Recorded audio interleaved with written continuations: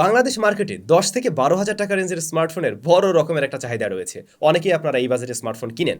Redmi recently ৯,৯৯৯ টাকায় এই স্মার্টফোনটা লঞ্চ করে দেয়, রেডমি 10A।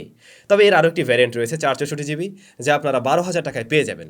সো ১২,০০০ টাকা বলি আর ১০,০০০ টাকা বলি, এই স্মার্টফোনটা আসলে কেমন, ভালো দিক খারাপ দিক সবকিছু আজকের ভিডিওতে আমরা এই ডিটেলস আলোচনা করব এবং দাম অনুযায়ী আসলে স্মার্টফোনটা কেমন হয়েছে সে বিষয়টাও আলোচনা করব। এবার আমি বলবো, আপনার বাজেট যদি এরকমটা হয়ে থাকে, হয়তো আপনি নিজের জন্য কিনবেন বা প্যারেন্টসের জন্য কিনতে পারেন, ঈদে নতুন একটা ফোন কিনতে পারেন যার বাজেট কিনা ১০ থেকে ১২,০০০, সেই ক্ষেত্রে আপনি অবশ্যই এই ভিডিওটা দেখে নেবেন। চলুন তাহলে শুরু করছি। পুরো ভিডিও নিয়ে স্যাম থাকবো আপনাদের সাথে। আপনারা SamZone দেখছেন। যারা নতুন, রিকোয়েস্ট থাকবে চ্যানেলটি সাবস্ক্রাইব করে আমাদের সাথে থাকার জন্য। স্মার্টফোনটির বক্স কন্টেন্ট হিসেবে আপনারা স্মার্টফোন পাবেন, চার্জার, কেবল, সিম ইজেক্টর রয়েছে, কেস দেওয়া হয়নি এর সাথে। ওকে, আমরা যদি স্মার্টফোনের কাছে আসি, রিসেন্টলি রেডমি আরও একটি স্মার্টফোন লঞ্চ করে দেয়, রেডমি 10C। এইটা আর এইটা লুকস দেখুন, একদম সেম, সাইজের দিক থেকে অলমোস্ট একই রকম, একটু ছোট আছে রেডমি 10A, বাট রেয়ার প্যানেলের ডিজাইনটা একদমই সেম লাগবে। এর রেয়ার প্যানেলটাতে একটা টেক্সচার রয়েছে, হালকা একটা সাউন্ড দেয়, এর ফলে কিন্তু ফিঙ্গারপ্রিন্ট বসে না, স্ক্র্যাচ পড়বে যেহেতু প্লাস্টিক, বাট কম পড়ার পসিবিলিটি আছে। রেয়ার প্যানেলে বিশাল বড় আমরা ক্যামেরা মডিউল দেখছি, মূলত এখানে দুটি সেন্সর। তবে এই ফোনটার এই ইন্ডিয়ান ভ্যারিয়েন্ট বা গ্লোবালি যে ভ্যারিয়েন্টগুলো লঞ্চ হয়েছে তাতে কিন্তু একটি সেন্সর ছিল মেইন ক্যামেরায়, কিন্তু এই বাংলাদেশের জন্য স্পেশালি দুইটি সেন্সর রয়েছে। ক্যামেরার প্রসঙ্গে এগুলো নিয়ে আলোচনা করবো আমরা। রেয়ারের ক্যামেরা মডিউলটি বড় দেখছেন এবং এর মাঝেই রয়েছে ফিঙ্গারপ্রিন্ট স্ক্যানার। পজিশনটা আমার হাত অনুযায়ী ঠিকঠাক লাগছে। এই স্মার্টফোনের ক্ষেত্রে আমি বলছিলাম একটু উপরে লাগে, কারণ এটা একটু বেশি বড় ফোন।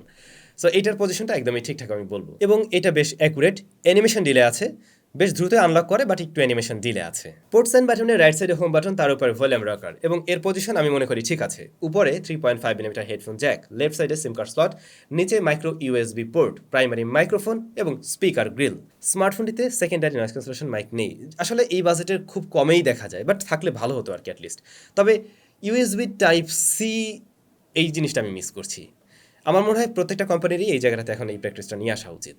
এটা আপনি এক হাতে নিয়েও ব্যবহার করতে পারবেন, খুব বেশি ভারী ফোন না, অনেক মোটাও না, আর খুব যে বড় এমনটাও না।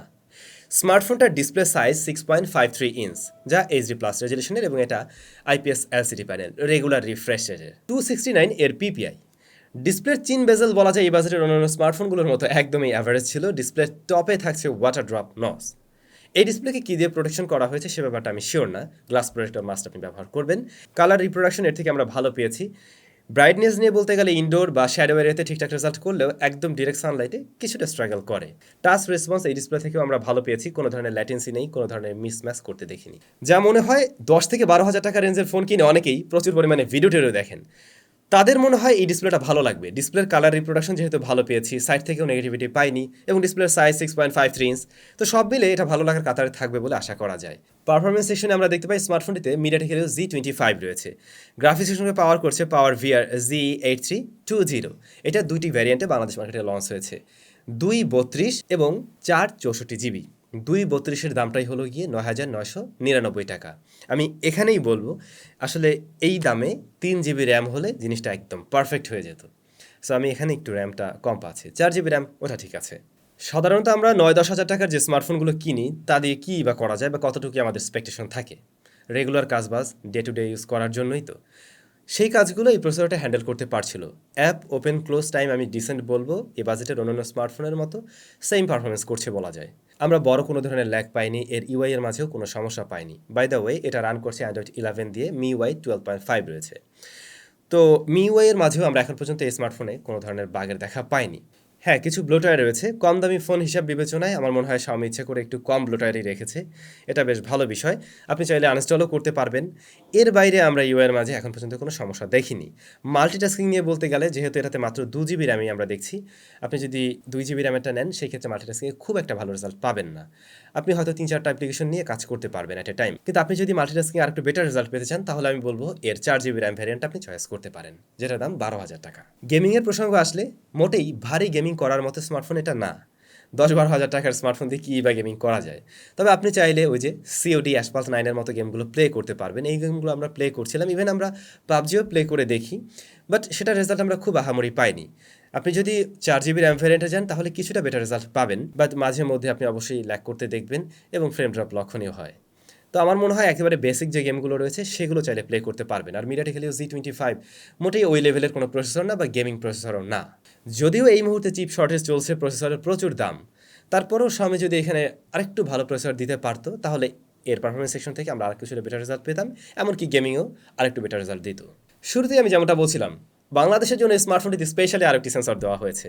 এর মেইন সেন্সর হলো 13 মেগাপিক্সেলের সাথে 2 মেগাপিক্সেলের একটি ডেপথ সেন্সর রয়েছে পোর্ট্রেট মোডের জন্য, আর ফ্রন্ট ফেসিং ক্যামেরায় 5 মেগাপিক্সেলের শুটার।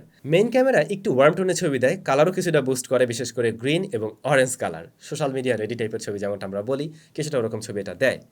আর শার্পনেস ডিটেলস যদি প্রপার লাইট পায় তাহলে ভালোভাবে ধরে রাখতে পারে, বাট লো লাইটে কিন্তু এই স্মার্টফোনের ক্যামেরা কিছুটা সফট করে ফেলছিল ছবিগুলোকে। ডাইনামিক রেঞ্জ 10-12 হাজার টাকার স্মার্টফোন অনুযায়ী ডিসেন্ট বলা যায়। লেন্সের সামনে একদম বেশি হাইলাইট চলে আসলে এক্সপোজার ব্যালেন্সে কিছুটা ইস্যু দেখা দেয়, বাট ঠিকঠাক লাইটিং কন্ডিশনে এটা ভালো ছবি দিতে পারছিল।